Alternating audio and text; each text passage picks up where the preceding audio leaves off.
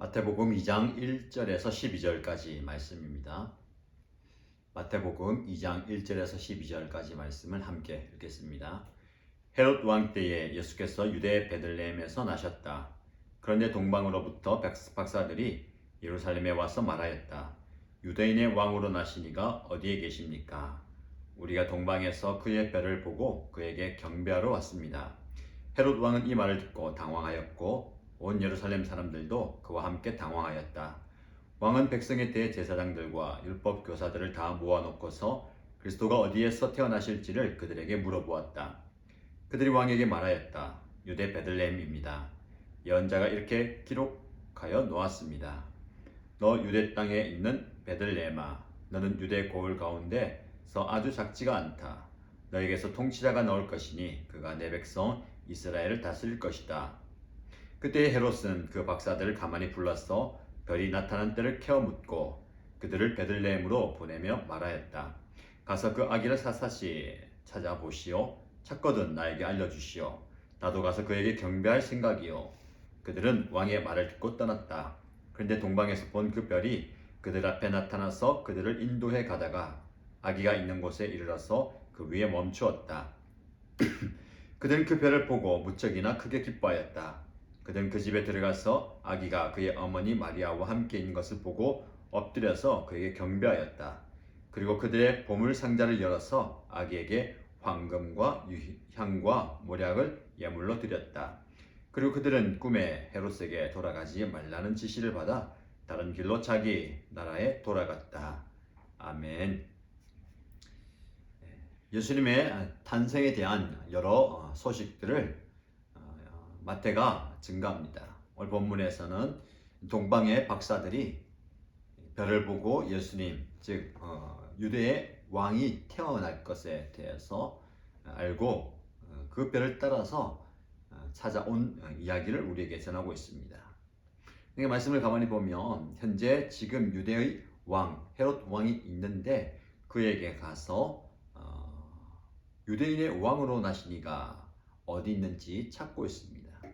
그 이야기를 들은 헤롯과 모든 사람들은 당황하였다라고 얘기합니다.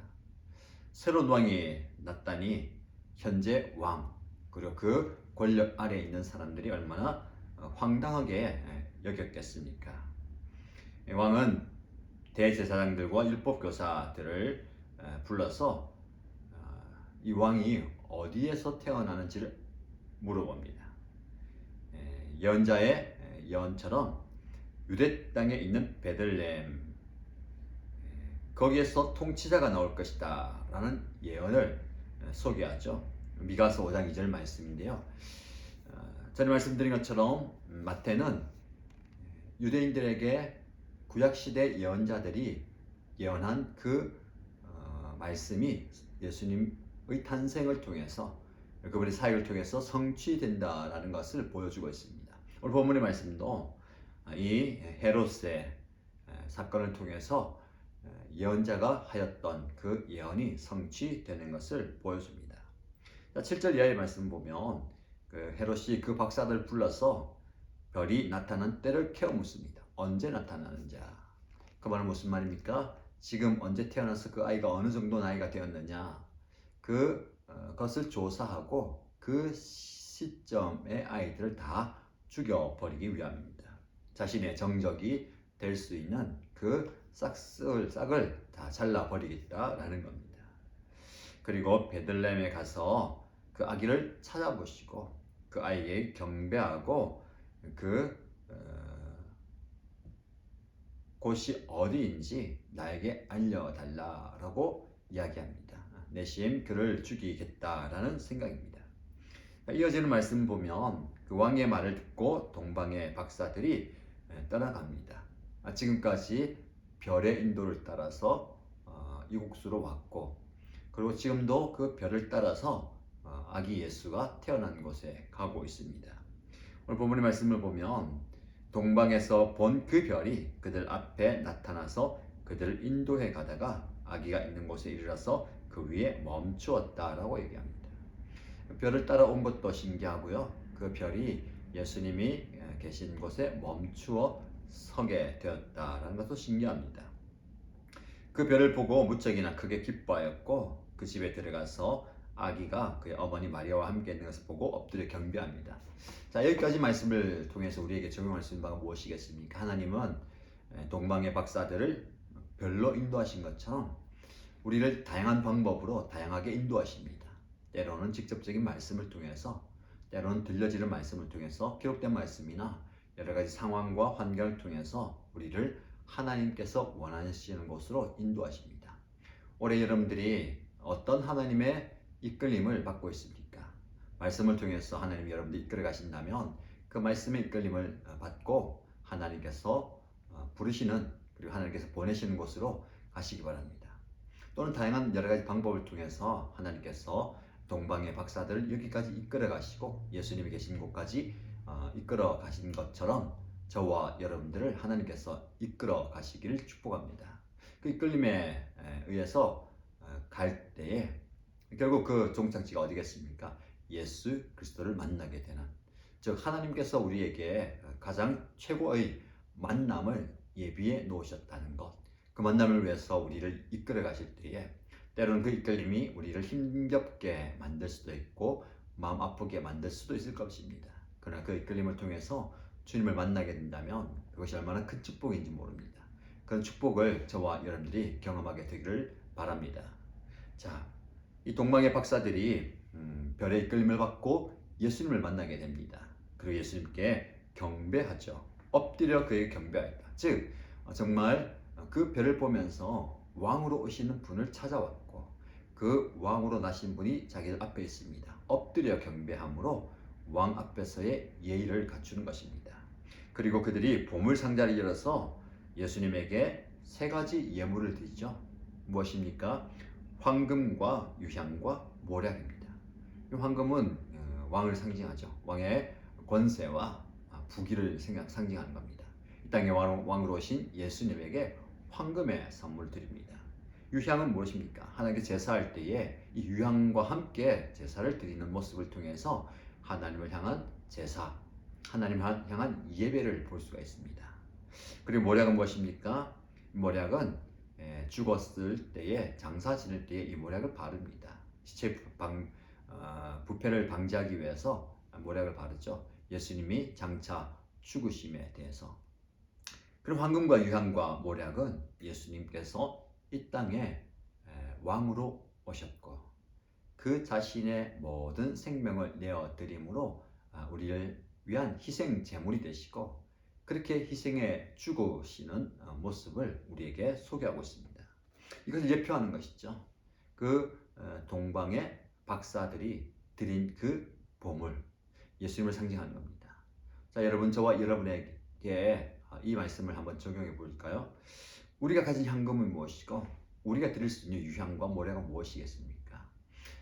눈에 보이는, 그리고 이 말씀 그대로 황금, 유향, 모략을 준비해서 드리는 것보다 이것처럼 예수님의 생애, 예수님의 비전과 사명을 또 증가할 수 있는, 드러낼 수 있는 우리의 드림, 우리 드림을 통해서 예수님의 왕되심이, 예수님의 사랑과 은혜와 죽어주시는 희생이 나타나면 좋겠습니다. 주님을 향해서 드린다고 할 때에 우리의 시간을 드리고 우리의 물질을 드리고 우리의 은사를 드려서 이런 예수님의 모습이 나타나면 좋겠습니다. 자, 그리고 마지막 절 말씀 보시면 그들은 꿈에 헤롯에게 돌아가지 말라는 지시를 받고 다른 길로 자기 나라로 돌아갑니다. 헤롯은 이 동방의 박사들의 소식을 기다리고 있었겠지요. 정확한 위치를 알게 되면 그 예수를 죽이기 위해서입니다. 그러나 하나님은 이 악한 헤롯의 괴계를 넘어가게 하시죠. 사단은 이렇게 예수 그리스도를 공격하고 또 죽이려 하고 또 하나님께서 사역하지 못하게 하는 그런 방해를 계속해서 이어갑니다. 오늘 본문 말씀 뿐만 아니라 앞으로 이어지는 말씀 속에서 사단은 집요하게 예수 그리스도가 이 땅에 와서 하나님의 뜻과 사명을 이루어 가지 못하도록 방해하고 유혹하고 공격하는 것을 보게 됩니다. 그러나 하나님께서는 하나님 특별한 지혜를 주셔서 그 모든 사단의 괴계를 이길 수 있게 하십니다. 저와 여러분도 마찬가지죠.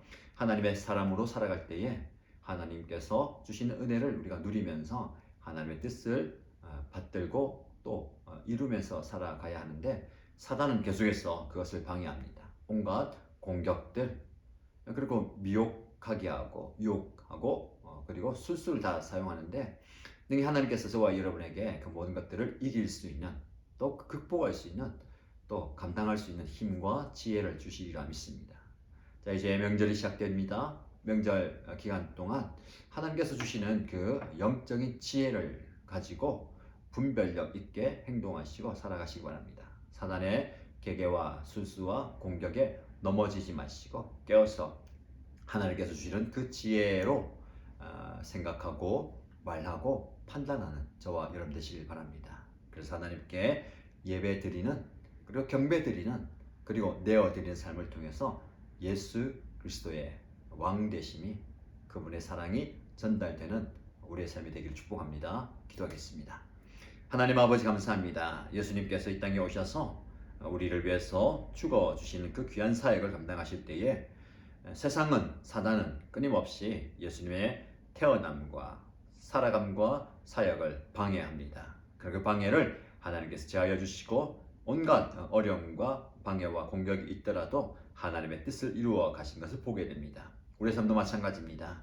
우리가 하나님을 예배하며 경배하며 하나님의 뜻을 받들고 살아가고자 하는데, 사단은 끊임없이 그것을 방해합니다. 회방합니다. 능히 이것을 감당할 수 있는 힘을 주시고, 분별할 수 있는 지혜를 주시고, 극복할 수 있는 용기와 능력도 허락하여 주옵소서. 그래서 우리의 삶이 하나님을 경배하는, 하나님께 귀한 것을 드리는, 우리 주님께 나의 가장 최선의 것, 최고의 것을 드릴 수 있는 드림의 삶을 살게 하여 주옵소서. 그런 은혜를 누리며 살기를 소원하며 예수님의 이름으로 기도드립니다. 아멘.